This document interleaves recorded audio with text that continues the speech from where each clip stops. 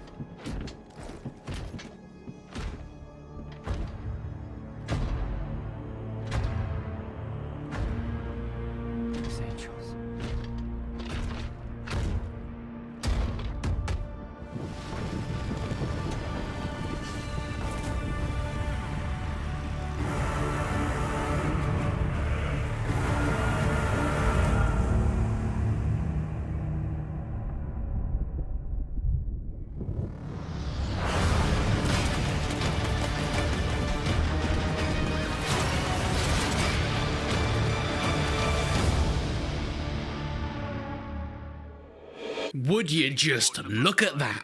A little bit more 40k goodness for our souls. Oh my god, Space Marine 2 has been announced after 10 years. 10 years, can you believe that? After the first game came out, I don't even think anyone thought there would be a sequel. You see, the first Space Marine was so well received. It wasn't really supposed to be such a big and iconic game like it is kind of regarded to now. It was just really a third-person slash 'em up, chopping the heads off orcs. Oh my, what a lot of fun it was. And it kind of ended up being something way bigger than I think Relic, who were the developers, ever expected it to be. But yes, 2011 in September, over 10 years ago now, the first Space Marine came out. Following Titus, the beautiful Mark Strong voiced character who was gruffly going through the world and killing anyone that pissed him off. I feel like that Space Marine game almost had the kind of cult following that something like Star Wars Commando ended up having. I mean, they're also quite similar games, ironically enough. But now we have, over 10 years later, finally the second game coming to our screens. And boy,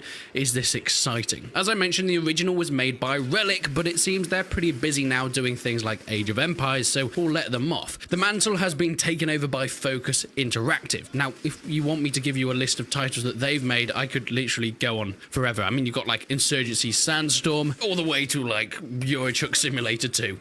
It's a mad roster, but Space Marine 2 is going to be something else. But because of this, it's got a lot to live up to, especially since Warhammer as an actual franchise has grown so much in the last 10 years. Okay, in 2011 it was big. We had things like Dawn of War 1, Dawn of War 2. We of course had Space Marine, but it wasn't anywhere near the size it is today. So far, we don't really know anything about the specifics of Space Marine 2. I'm assuming it's going to very much follow on from what we saw last time. I mean, we're going back to Titus. It's very rare that we see a reboot or a sequel so long after the original where they actually keep the same characters. They normally just reboot it as another person that we follow around. But we're going back to Titus. He's going to be doing his Space Marine stuff following on from the last game. A new mission to save some Tyranid fodder of Imperial guards. So let's take a look at the trailer that we got. So the trailer opens with, of course, the Thunderhawk gunships flying through a bleak Tyranid-infested world. The world building in Warhammer has always been absolute insanity. People make memes about once you get into Warhammer lore, you'll probably never get out, but it is true. And I just hope that Space Marine 2 manages to capture that bleak, dark world of the 41st millennia. Of course, we can see the Tyranid-infested city is lost at this point. point. The Imperial Guard aren't exactly the best fighters in the world. They rely on numbers, and it seems like they are outnumbered, so you know it's getting bad. The city looks almost lost until the Thunderhawk flies from above and you get that entrance from the Space Marines, a bit like the entrance in the first game when you fly down with your jump pack and you smash into the floor. It's a very similar, I guess that's kind of what they were going for there. And my god, seeing the Space Marines, the Emperor's Angels coming down, the chainsaws sound incredible. Now, I played it a bit at the beginning, but the sound design in this trailer is fantastic, especially the bolter. It really does sound like a goddamn cannon going off every time it fires, and the impact on the Tyranids. And this brings me on to my next point. I am so glad that they're going for full gore within this game. It can't be glossed over that for this kind of title, gore actually does matter. Seeing blood splatter against the wall as you chop up a Tyranid, grunt with a chainsword, or fire someone's head off with that hand cannon that you call a pistol. Does it get the feeling of Space Marine right? I think so. These fantastical, enhanced humans that at this point are so powerful that not only do the Imperial Guards look at them in awe, but also the Tyranids take a step back. They are terrified whenever these guys hit the battlefield, and that is captured so beautifully. I would love this game to be almost a third-person Doom level of blood and gore, chopping through wave after wave of enemy. And as the first game, it had some gore in, but because of the limitations at the time, it wasn't as over the top as I'd really love in this kind of series. But we can see the Imperial Guards, the ones that were pushed back and now looking up to the Astartes. They are taking a knee and they are in complete awe. Once again, this was something that we saw in the first game. One of the first missions is you're saving a few Imperial Guardsmen, and as soon as you see them, they call you my lord. They take a knee and they know that you have saved their lives, and I love how that's also been implemented just in this small bit of trailer that we've seen. Warhammer 40k lore is so interesting, and things like this are the small touches that I think are going to really bring fans into it, and maybe people that don't know too much about the lore and background of this devastating universe might perk their interest. Why are they looking up to these guys? Why are these guys so revered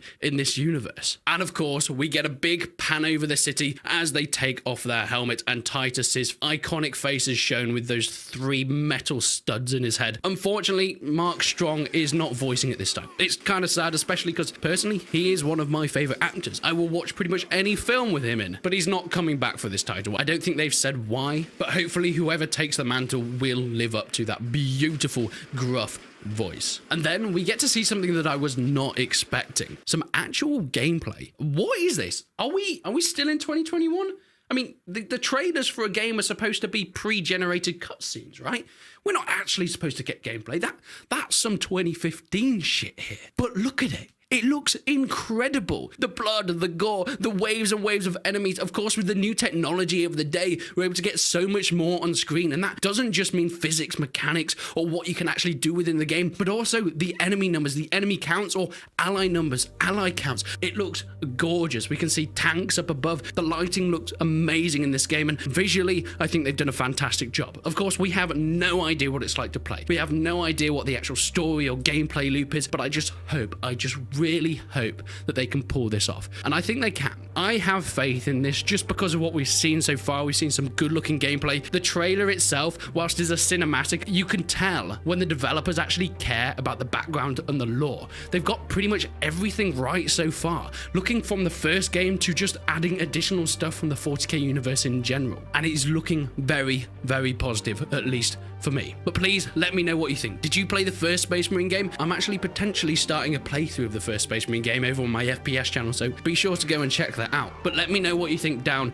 in the comments, because I cannot wait to bring more info on Space Marine 2. But until then, I will see you in the next one.